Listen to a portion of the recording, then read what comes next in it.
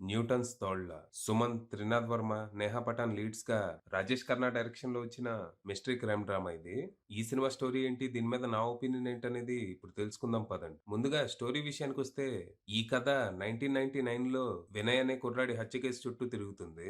ఈ కేసుని ఇన్వెస్టిగేట్ చేస్తున్న వాసుదేవ్ ఈ హత్య వెనక ఏదో పెద్ద కాన్స్పిరసీ ఉందని అనుమానిస్తాడు. అందుకు తగ్గట్టే ఇన్వెస్టిగేషన్ లో వినయ్ గురించి కొన్ని షాకింగ్ విషయాలు తెలుస్తాయి.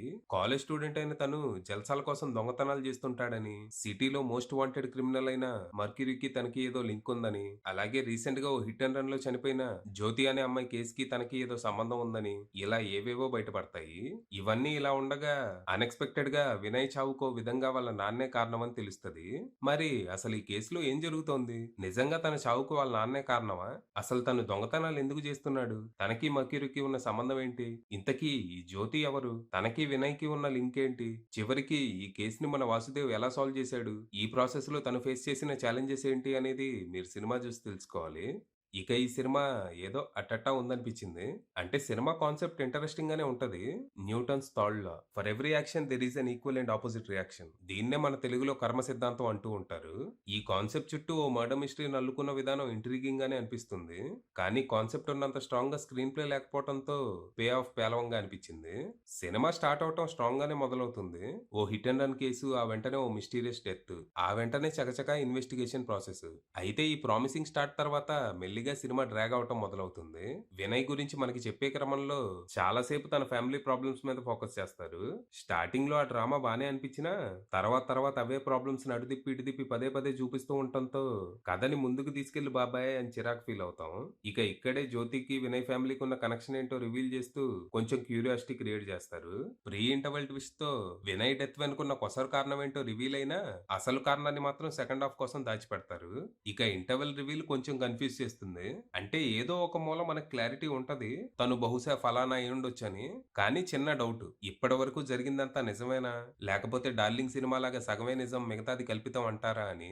ఇక ఫస్ట్ హాఫ్ తో పోలిస్తే సెకండ్ హాఫ్ చాలా బెటర్ అనిపిస్తుంది. ఫ్యామిలీ డ్రామాని పక్కన పెట్టి వినయ్ క్రిమినల్ లైఫ్ మీద ఫోకస్ చేస్తారు.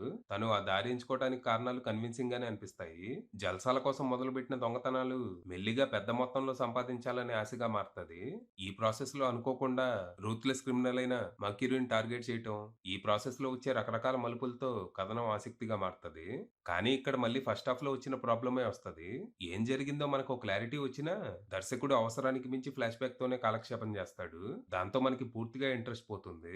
ప్రీ క్లైమాక్స్, క్లైమాక్స్ లో అన్నిటినీ లింక్ చేస్తూ మనకు అర్థమైన విషయాలనే దానివల్ల అది జరిగింది, దీనివల్ల ఇది జరిగిందని అట్టిపండు ఒలిచి నోట్లో పెట్టినట్టు ఎక్స్ప్లెయిన్ చేస్తూ చిరాకు పెడతారు.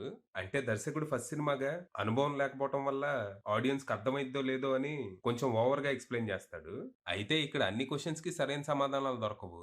కొన్ని ఏదో ఒకటి చెప్పాలని చెప్పినట్టుంటాయి. అంటే కొన్ని రివీళ్లకు అర్థం పర్థం ఉండదు. ఏదో మాస్ ఎండింగ్ ఇవ్వాలని బలవంతంగా ప్లాన్ చేసినట్టు అనిపిస్తాయి. దాంతో ఓవరాల్ గా ఎండింగ్ కన్విన్సింగ్ గా కాకుండా కొంచెం సిల్లీగా అనిపించింది. ఇక పర్ఫార్మెన్స్‌ల విషయానికొస్తే వాసుదేవ్‌గా సుమంత్ సటిల్ యాక్టింగ్‌తో మెప్పించారు. ఆ పాత్రకి పర్ఫెక్ట్‌గా సరిపోయారు. ఇక వినయ్‌గా త్రినాథ్ వర్మ ఆ పాత్రకి పూర్తి న్యాయం చేశాడు. చాలా నేచురల్ అనిపించాడు. ఇక ఫాదర్‌గా రవివర్మ మెప్పించగా, మదర్ క్యారెక్టర్‌లో షెల్లీ కుమార్ చాలా బాగా చేశారు. సినిమాకి మంచి ఎమోషనల్ వెయిట్ తీసుకొచ్చారు. వర్కింగ్ వుమెన్‌గా, స్ట్రగ్లింగ్ మదర్‌గా, టాక్సిక్ మ్యారేజ్‌లో వైఫ్‌గా జీవించేశారు. ఇక జ్యోతిగా నేహా పఠాన్ మంచి నటన కనబరిచినా, తన క్యారెక్టర్‌తో ఎమోషనల్ కనెక్షన్ మిస్ అవ్వటం మైనస్‌గా మారింది. ఇక వినయ్ ఫ్రెండ్ క్యారెక్టర్‌లో గౌతమ్ పండిత్ కన్నింగ్ యాక్టింగ్‌తో మెప్పించగా, జగపతి బాబు గారు విలన్‌కి తక్కువ, క్యామియోకి ఎక్కువ అనిపించే రోల్‌లో పెద్దగా ప్రభావం చూపలేకపోయారు. ఇక అవసరాల శ్రీనివాస్‌ది ఇదే బాపతి. ఇక టెక్నికల్‌గా సినిమా ఓకే. ప్రత్యేకంగా చెప్పుకోవడానికి ఏమీ లేదు గానీ, లో బడ్జెట్‌లో మంచి క్వాలిటీ అవుట్‌పుట్‌నే డెలివర్ చేశారు.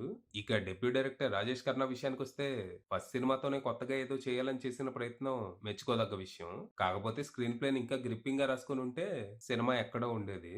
బట్ రైటింగ్‌లో మెరుపులు కనిపిస్తాయి. కొన్ని డైలాగ్స్ చాలా బావుంటాయి. అనుభవం వచ్చే కొద్దీ మెరుగవుతాడనే నమ్మకం అయితే వచ్చింది. ఫైనల్‌గా చెప్పేదేంటంటే, జీరో ఎక్స్‌పెక్టేషన్స్‌తో వెళ్తే కొంచెం పర్లేదనిపించే అవకాశం ఉంది. అది విషయం.